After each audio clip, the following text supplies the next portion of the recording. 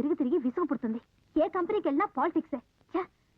నందిగారి దగ్గర ఏదో చిన్న ఆధారం దొరికింది కదా అని అనుకుంటే కొద్ది రోజులకి ఆవిడ పిచ్చి నాకు పట్టేట్టుంది.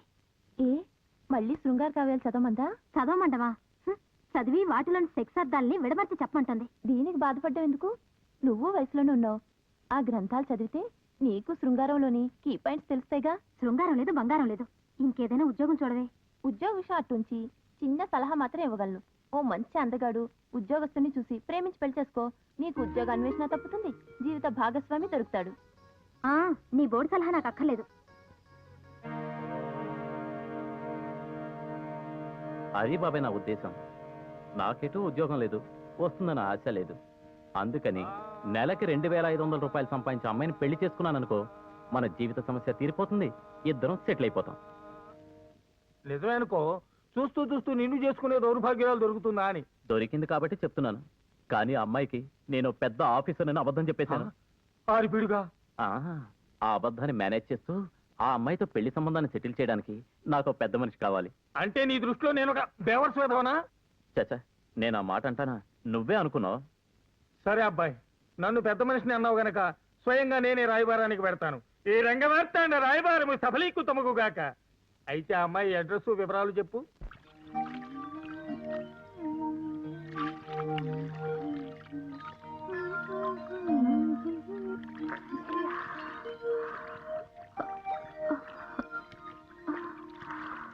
కళ్ళ కాదు మాట వినవే గొల్లపామ, చల్లగొన్న వచ్చినానే గొల్లబామ.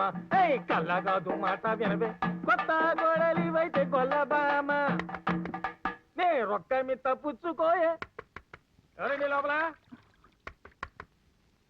స్నానం చేస్తున్నాను, లోపలికి వచ్చి కూర్చోండి, వస్తున్నా. ఆహా ఆహా, ఈ రచనా చమత్కృతి ఏమియో కాని కురు సార్వభౌముండనైన మదీయ మానసములు సైతమును అధక్కరించుచున్నది.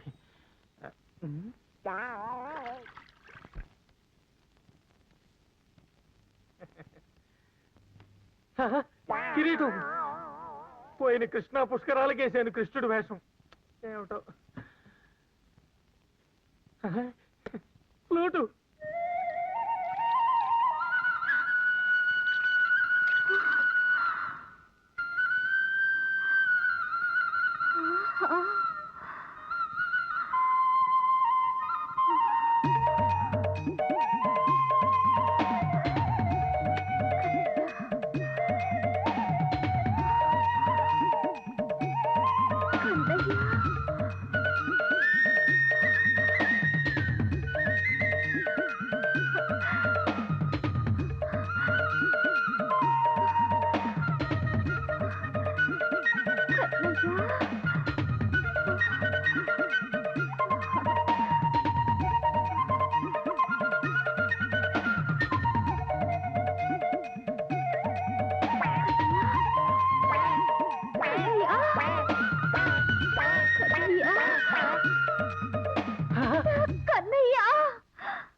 ఎవరి దిగంబర సుందరి?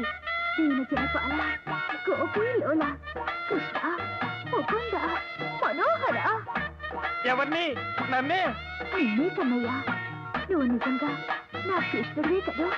అవునవును. ఎలా కనిపెట్టావు? ఊపిరాడకుండా వాయించారుగా ఫ్లూటు.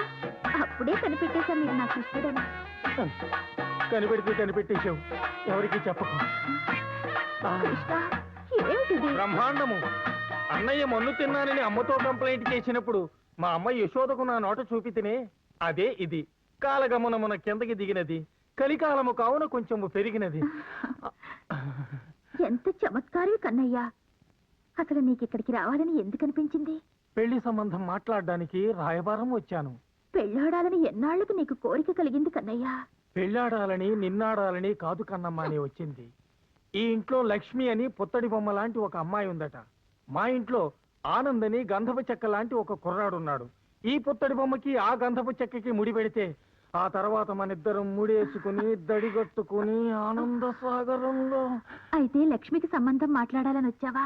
లోక కళ్యాణార్థం. పోనీలే, ఇలాగైనా నన్ను కరుణించావు. రేపు నేను పుత్తడి బొమ్మను పార్కుకు తీసుకొస్తాను. నువ్వు ఆ గంధపు చెక్కను పార్కుకు తీసుకురా. వాళ్ళిద్దరినీ కలిపేసి మనిద్దరం పెనేసుకుపోదాం. గోపిక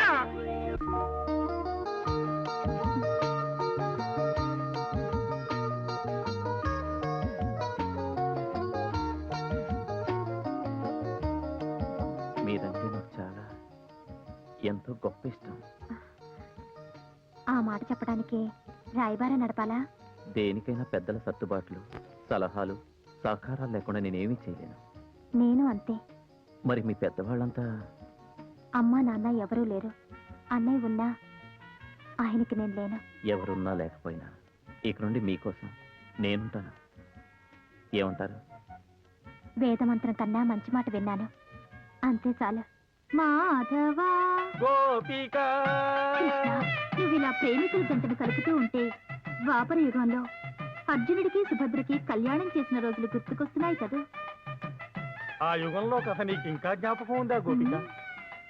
ఈ కట్నాల గొడవలు లేకపోతే రోజుకో 100 పెళ్లిళ్ళు చేసి బ్రోకర్ మార్తాండా అనే సార్థక నామధేయుడై ఉండేవాణ్ణి. మరి ఈ ముహూర్తం, వివాహ వేదిక ఎక్కడా? ఇక్కడే.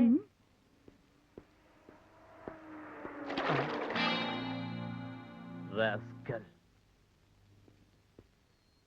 బట్టలని నాశనం చేశాడు సైతాన్. అన్ననే లాభం అబ్బాయా, నీ బట్టల మురికికి మూల కారణం నేను. ఓహో, ఇదంతా తమరాశీర్వాదమా? శుభమాని పెళ్లికెళ్తుంటే బుర్ర జల్లేవు. నువ్వు మనిషివేనా? కాదని నీకు తెలుసు కదబ్బాయా, ఒరిజినల్. అయినా బురద చల్లడానికి మంచి ముహూర్తం, చెడ్డ ముహూర్తం ఉండవబ్బాయా. ఏడిసావు. చేసింది చెత్త పని, మళ్ళీ ధర్మ ప్రవచనాలు. హోలీ ఆడుకుని వచ్చావా? ఈ బురదేంటి? ఏం చేయను బాబాయ్, పేదవాడి పెళ్లికి ఓటి మధ్యలే మంగళవాద్యాన్ని ఆ కారు పెద్ద నా బట్టలన్నీ నాశనం చేశాడు. కర్మ, ఏం చేస్తాం? పాత బట్టలే పట్టు బట్టలు అనుకుని బయలుదేరు. ఓం నీరాజనం సుమాంగళ్యం కోటి సూర్య సమప్రభం అహం భక్త్యా ప్రదాస్వామి స్వీకృష్య దయానిధే సమస్తాపరాధ క్షమార్థం సర్వమంగళ ప్రాప్తయార్థం కర్పూర మంగళ నీరాజనం దర్శయామి. శతమానం భవతి శతాయు పురుష శతేంద్రియ ఆయుష్యేవేంద్రియే ప్రతిష్టతి. కృష్ణ, మొత్తానికి వాళ్ళ కళ్యాణం పూర్తయింది. మరి మన కళ్యాణం ఎప్పుడు? మనసులు కలిశాక మనువెందుకు సత్య? మానవ కళ్యాణమే మాధవ కళ్యాణం.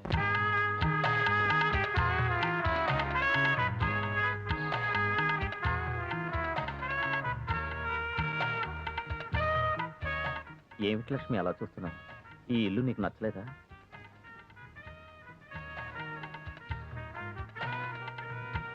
ఇది నాకు కలిసి వచ్చిన ఇల్లు.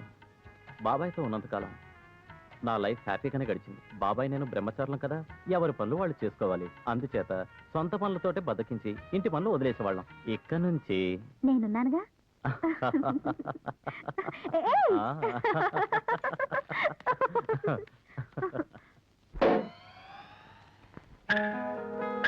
Come on, I say.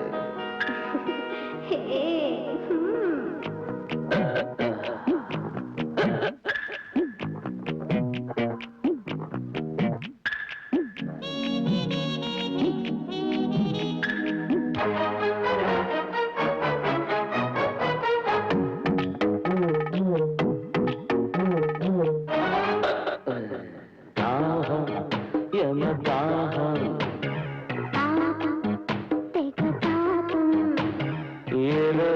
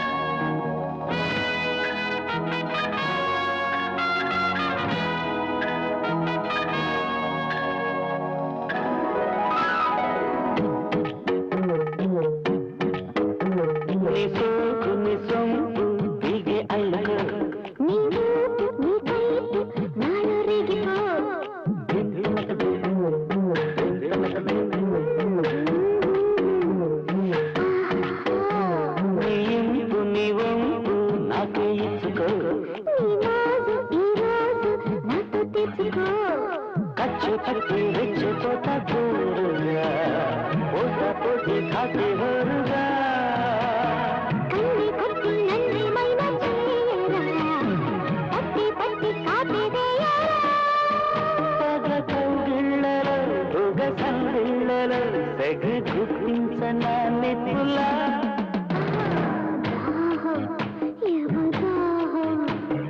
తాపం తెగ తాపం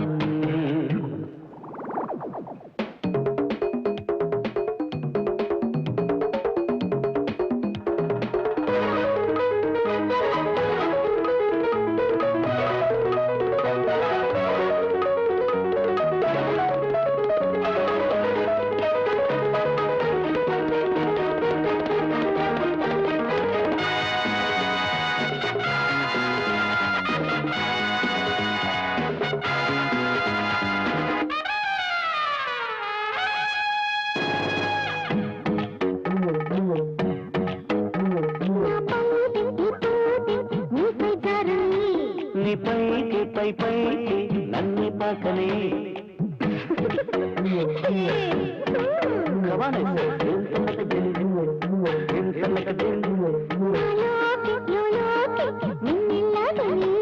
నీలో నిన్నమే ఉయ్యలుగని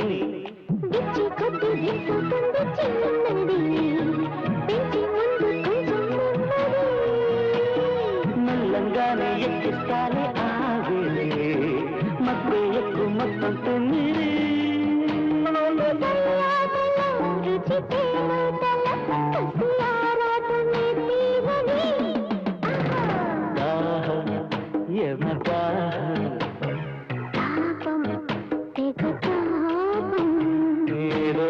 కావాలండి మోహం ఏమో ఏమో చెయ్యాలని ప్రాయం 16 ఏడు పరువాలం మితి మీరిపోయే విరహం యమదా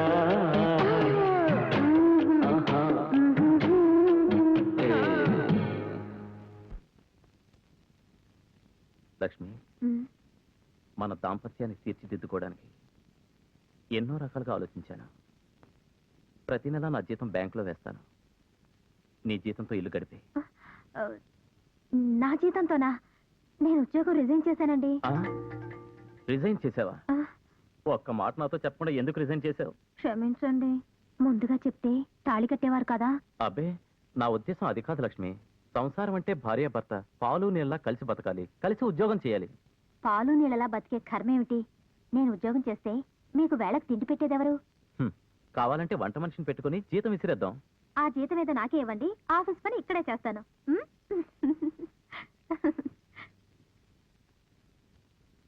మానవ అబ్బాయా, అబ్బాయి మానవా, హలో. ఏయ్, ఉద్యోగం చేసే ఆడది ఉచితంగా దొరికింది కదా అని మురిసిపోయావు. పెళ్ళాం సంపాదన తింటూ పాపాయిలా పడుకోవచ్చని ఆనందపడిపోయావు. చూడు, దేంటోనూ నేను ఇంటర్ఫీర్ అవ్వక్కర్లేదబ్బాయా. మనం పాదం పెడితే చాలు పొజిషన్ మారిపోద్ది. పాపం, ఇక నీకు ఆ శాంతే. అయ్యా, మనం కాసేపు విశ్రాంతి తీసుకుందాం. ఏమండి, ఆఫీస్ కాగానే నేరుగా ఇంటికి వచ్చేయండి. నేరుగా ఇంటికి రాకుండా ఎక్కడికి వెళ్తాను? రెండో ఫ్యామిలీ ఉందని అనుమానమా? నేను ఆ మాట అన్నానా? శ్రీరామచంద్రమూర్తి మీదైనా అపనిందలు వచ్చాయి కానీ మీ మీద వేలెత్తి చూపే ధైర్యం ఎవ్వరికీ ఉండదు. అన్నట్టు మర్చిపోయాను, రేపు 1వ తేదీ తెలుసా? ఎల్లుండి 2వ తేదీ అని కూడా తెలుసు. అబ్బా, అది కాదండి, మన పెళ్ళయ్యాక మీ మొదటి జీతం అందుకోబోతున్నారు. అవునవును, మొదటి జీతం. నిజమే నిజమే. మన పెళ్ళయ్యాక మీ మొదటి జీతం రాగానే తిరుపతి వెంకటేశ్వర స్వామికి 500 రూపాయలు పంపిస్తానని మొక్కుకున్నాను. గురువాయూరప్పకు కూడా మొక్కోలేకపోయావా? ఎందుకు మొక్కుకోలేదు? మీ 2వ నెల జీతంలో 600 పంపిస్తానని మొక్కున్నాను.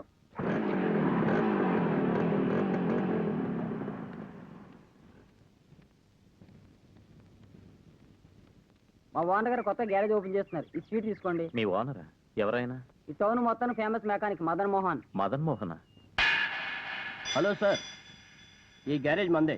మీ కోఆపరేషన్ కావాలి సార్. నా కోఆపరేషన్ ఏముంటుంది సార్? నాకు మోటార్ బైక్ కాదు కదా, సైకిల్ కూడా లేదు. అమ్మమ్మ, నాకే టింకరింగ్ చేస్తున్నారే. మీకేంటి సార్ పెద్ద ఉద్యోగం చేస్తున్నారు? మీరు తలుచుకుంటే బైకింగ్ కర్మ కారైనా కొనగలరు. మీకు కావాలంటే చెప్పండి, లోన్ మీద బైక్ ఇప్పించేస్తాను.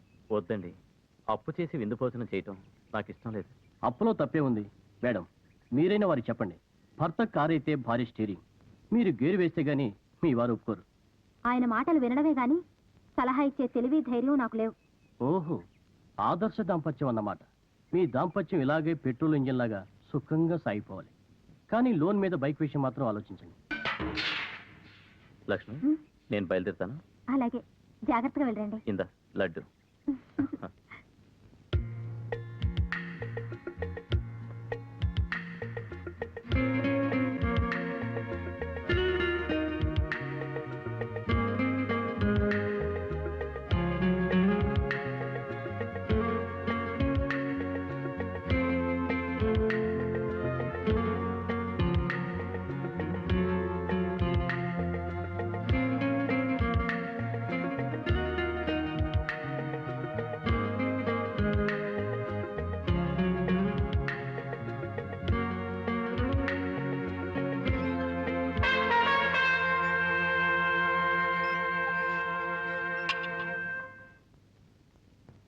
ఆడవాళ్ళందరిలాగా నాకు ఒక తోడు కావాలని, ఒక మంచి మనిషిని భర్తగా పొందాలని ఆయనకి నేను ఉద్యోగస్తురాలని చెప్పి మోసం చేశాను.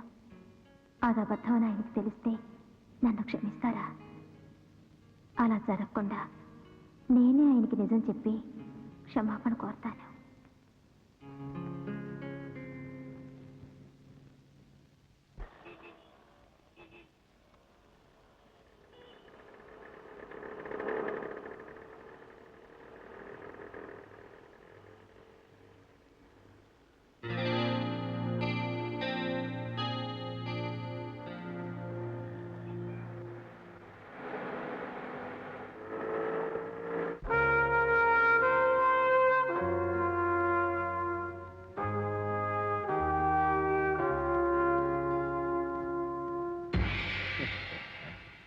ఎక్కడికి వెళ్ళు no vacancy. That is original. The power of Saturn. అయ్యో నా మతిమండ, పోపు మాడిపోయినట్టుంది.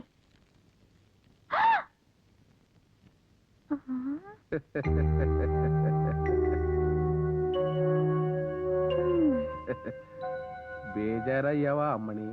నేను నీ అన్నయ్యని, జోగారావుని. నువ్వా అన్నయ్య? అవును. పొయ్యి మీద పోపు మాడిపోతుంటే నీళ్లు చల్లా, బాండి చల్లబడి స్టవ్ ఆరిపోయింది, పొగ మాత్రం కమ్ముకుంది. వండరింగ్ ఎంట్రీ అంటే ఇదే. బేజారయ్యావు కదా? ఊరి నుంచి ఎప్పుడొచ్చావు? ఏం చెప్పమంటావు అమ్మని? నాన్న పోయాక ఆయన పెన్షన్ పోయింది. పోషించలేక నిన్ను పంపించేశానే కానీ నాన్న మొదటి పెళ్ళానికి నువ్వు, రెండో పెళ్ళానికి నేను పుట్టామన్న జలసితో మాత్రం కాదు. నాన్నకు పెళ్ళాలెంతమంది అయినా మనకు మాత్రం నాన్న ఒక్కడే. కొటేషన్ ఎలా ఉంది? నిలబడే ఉన్నావి, వెళ్ళి కూర్చో, కాఫీ తెస్తాను. కాఫీనా? వేళగాని వేళలో కాఫీ తాగాల అమ్మని? ఇక్కడికి వచ్చి సరేనా? మంచి పద్యం వినడానికి, మంచి మద్యం తాగడానికి సమయం సందర్భం ఉండక్కర్లా. కొటేషన్ ఎలా ఉంది? అవును, అడగటం మర్చిపోయానే, నీ పొజిషన్ ఏమిటింతో వండరింగ్ గా మారింది? చదివింది తక్కువ చదువైనా కానీ కట్నం లేకుండా ఆఫీసర్ ముగ్గురిని సంపాదించావంటగా. పెళ్లికి ముందు నువ్వు ఒక పెద్ద ఆఫీసర్ అని నీ ముగుడికి టోకరా కొట్టావంటగా. అన్నయ్య, టోకరా కొడితే కొట్టావు గాని బాగున్నావు, నాకు అదే చాలు. నువ్వెన్ని అబద్ధాలాడినా నిజవంతాలాడించే నీ మంచి మొగుడి కాళ్ళు కార్పొరేషన్ నీళ్ళతో కడిగినా తప్పు లేదు. అవును, బావగారు ఎక్కడా? అన్నయ్య, ఈ విషయాలన్నీ దయచేసి ఆయన దగ్గరే మాట్లాడద్దు. నా చెల్లి పాలవెల్లి, నీ అదృష్టం నాది కాదా, నా అవసరం నీది కాదా? నీ ఆస్తి అంతా రాసిమ్మంటానా అమ్మని? నాకు కావాల్సింది రోజుకో క్వార్టర్ చికెన్ బిర్యానీ. అవి నువ్వు సర్దేశావనుకో నీ క్షేమం కోసం మత్తులో పడుకుంటాను గాని మనుషులతో మాట్లాడను. నా అదృష్టం కొద్దీ నువ్వు నాకు అన్నగా పుట్టావు. ఛే! అదృష్టం కాదమ్మా, నీ పూర్వజన్మ తపస్సు.